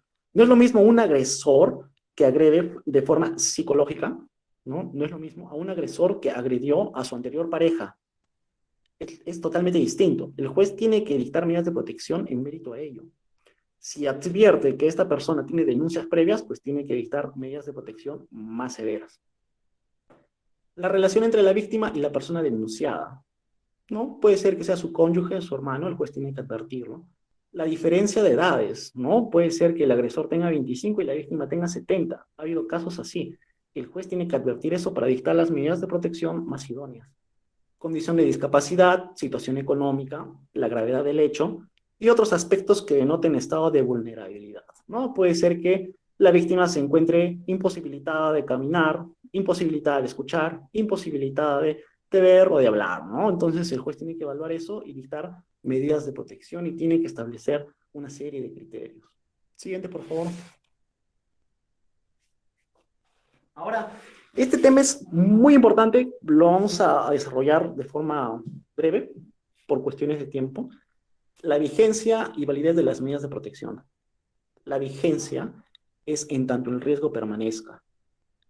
No es concebible una medida de protección por un plazo de 6 meses o de un año. Eso no. La norma establece que las medidas de protección son vigentes en tanto el riesgo persista. Aquí tenemos el primer párrafo, nos dice, y eso está en la ley: las medidas de protección y cautelares dictadas por el juzgado de familia se mantienen vigentes en tanto persistan las condiciones de riesgo de la víctima, con presidencia de la resolución que pone fin a la investigación o al proceso penal, ¿no? Entonces, las medidas de protección tienen plazo de 1 año, 2 años, 3 años, no tienen plazo de caducidad. El plazo está directamente relacionado con el riesgo o peligro que tiene la víctima, ¿sí? Entonces, si nosotros por ahí no advertimos que hay una medida de protección con plazo, ya tenemos que pensar en cosas distintas, ¿no? Porque no es así, no es así. No pueden tener una vigencia. Y bueno, lógicamente el juzgado puede sustituir, ampliar o dejar sin efecto las medidas de protección, ¿no? Cuando toma conocimiento de la sentencia de disposición de archivo. Es decir, las medidas de protección, ¿cómo se quitan? El mismo juez que las ordenó tiene que ordenar, ¿no? Tiene que ordenar el cese de esas medidas de protección o puede reemplazarlas por otras. Esto se da más que todo cuando se generan actos nuevos de violencia, ¿no? Puede ser que un juez dictamine medidas de protección y luego advierta otros factores de riesgo, el juez puede ampliarlas o sustituirlas por otras que sean más efectivas. Como les comentaba, en Arequipa vemos un caso en el que el agresor se subía a su carro e iba a agredir a su víctima. El juez primeramente dijo, bueno, abstente de molestarla, fue lo que dijo. Pero este agresor continuó utilizando su vehículo para agredirla. Entonces el juez simple y de forma tajante ordenó que se le quitara la licencia de conducir. Entonces, como les digo, el juez tiene bastante potestad y puede ampliar las medidas de protección. Siguiente, por favor. Entonces, como les había comentado, las medidas de protección no tienen una vigencia y pueden ser cualquiera que se les ocurra a un magistrado. Bien, estamos entrando ya al trayecto final de esta breve exposición. Me interesa comentarles tres aspectos importantes. El uso de la tecnología en la lucha de la violencia contra la mujer y los integrantes del grupo familiar. Esta lucha en contra de la violencia ha ido a la vanguardia de las nuevas tecnologías y se han creado sistemas tecnológicos para poder asistir a las víctimas. Vamos a tener tres. El botón del pánico, que es una medida de protección que es bastante interesante, que se las voy a comentar. El RUBA y la interoperabilidad. Siguiente, por favor. Bien, el RUBA es un registro único de víctimas y personas agresoras, ¿sí? Es un registro virtual que se va a tener a nivel nacional, que va a recoger las características de un agresor. ¿Por qué? Para poder identificar el perfil de un agresor. Es decir, el juez va a poder tener una base de datos en donde va a constar qué persona es la que agredió, qué es lo que hizo y qué medidas tiene. No es lo mismo un agresor que agredió 5 veces a su pareja, no es lo mismo a un agresor que agrede psicológicamente por primera vez a su pareja. Los dos están mal, es cierto, pero el juez tiene que identificar el perfil del agresor para poder dictar las medidas de protección más apropiadas. Y el RUBA, este registro único, va a servir para ello. Va a servir para que el juez identifique el perfil del agresor y dicte las medidas de protección más apropiadas. ¿Qué va a haber en esta base de datos? Va a haber denuncias y antecedentes, datos de víctimas y agresores y tipificación y causas de violencia. Siguiente, por favor.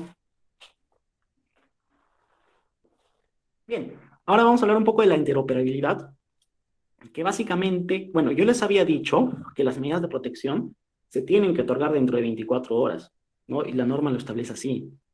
La interoperabilidad es un sistema de comunicación express, por así decirlo, entre las comisarías y el juzgado. ¿Qué quiere decir ello? Que las comisarías, recibida la denuncia por un sistema virtual, van a remitir al juez de familia directamente la denuncia con los actuados, ¿sí? De forma directa. Ya no va a tener el policía que ir y hacer cola afuera del Poder Judicial los días que le toca para poder dejar su expediente en físico, ¿no? Lo va a hacer desde la comisaría y de forma virtual e inmediata, ¿no? Y esta comunicación demora quizá 2 segundos, lo que demora enviar un correo. Entonces, es interesante que este tema de la violencia contra la mujer se ha ido actualizando con el tiempo y está a la vanguardia de las nuevas tecnologías. Así tenemos la interoperabilidad, que básicamente debemos entenderla como la ruptura de barreras burocráticas, ¿no? De barreras procedimentales. El policía puede derivar los actuados de la comisaría al Poder Judicial haciendo un solo clic, ¿no? Siguiente, por favor. Ahora vamos a hablar un poquito del botón del pánico, que en realidad es bastante interesante, que como les dije es una medida de protección, ¿sí? A ver, ha sido aprobada mediante la resolución administrativa 15/2021, publicada el 18 de febrero de 2021, es reciente, nada más. Y establece que la Policía Nacional del Perú, previa coordinación con los presidentes de las Cortes, monitorean las llamadas del aplicativo las 24 horas del día, ¿no? 365 días del año, de forma célere y oportuna. Siguiente, por favor. A ver, el botón del pánico es un aplicativo que se instala por mandato judicial en el teléfono móvil de las víctimas, no con violencia en riesgo severo. A ver, les explico. ¿Qué es esto? El juez, cuando advierte que una mujer o un integrante del grupo familiar ha sido víctima de violencia, ordena en su resolución la instalación de un aplicativo. Así como tenemos el WhatsApp, tenemos cualquier otra aplicación, algunos Tinder, ¿no? Así como tenemos cualquier aplicación, el juez, si advierte el riesgo severo, va a ordenar su instalación. ¿Y qué es? Es un botón. Un botón. ¿Para qué sirve? Cuando la víctima va a ser nuevamente agredida, presiona ese botón. ¿Y qué es lo que hace? Ese botón emite una señal de alerta a los órganos policiales más cercanos, que la van a poder ubicar en un mapa y van a poder acudirla de forma instantánea. Ya no tiene que llamar, buscar el número de la comisaría, simplemente ya va a poder pedir auxilio sacando su celular y apretando un botón. Nos dice, si el agresor no respeta las medidas de protección otorgadas, estas deben activar el botón desde su teléfono celular. Hay centrales de monitoreo que son la policía y el serenazo, ¿no? Entonces, una persona que es víctima aprieta el celular y la policía en su mapa, en su central, advierte dónde está la víctima y acude inmediatamente a auxiliarla. Siguiente, por favor. Bueno, acá hay un pequeño esquema de lo que es la violencia con el aplicativo del botón del pánico. Bueno, lo vamos a ver de forma rápida. Se genera denuncia, perdón, se genera violencia, se interpone una denuncia, se dictan medidas de protección que tienen que disponer la instalación de este aplicativo. La víctima se contacta con el Poder Judicial, se instala, nuevamente suceden hechos de violencia y se aprieta el botón del pánico, ¿no? La central de monitoreo advierte, es decir, la policía advierte dónde está sonando, ¿no? Porque a ellos les suena en su mapa y así como Google Maps les aparece una marca en dónde está la víctima y la asisten de forma inmediata. La norma no establece un plazo, simplemente advierte que tiene que ser de forma inmediata y oportuna, ¿no? Se interviene al agresor porque es posible que el agresor esté frente a la víctima y, bueno, eleva las ocurrencias al órgano jurisdiccional competente. Siguiente. Aquí tenemos un modelo de resolución que dispone la instalación del aplicativo, ¿no? Analiza primero el riesgo. En este caso, analizó una serie de riesgos que están ahí detallados a su mano izquierda. Refiere que el denunciado podría conseguir un arma, refiere que el denunciado le habría obligado alguna vez a tener relaciones sexuales, el denunciado es celoso y considera que cree que es capaz de matarla, ¿no? El juez advierte estos factores de riesgo del expediente y dicta medidas de protección, ¿no? En este caso, ordenó la instalación del aplicativo Botón del Pánico en el teléfono móvil de la agraviada, con la única finalidad de que ésta pueda ser asistida cuando sea víctima de actos de violencia.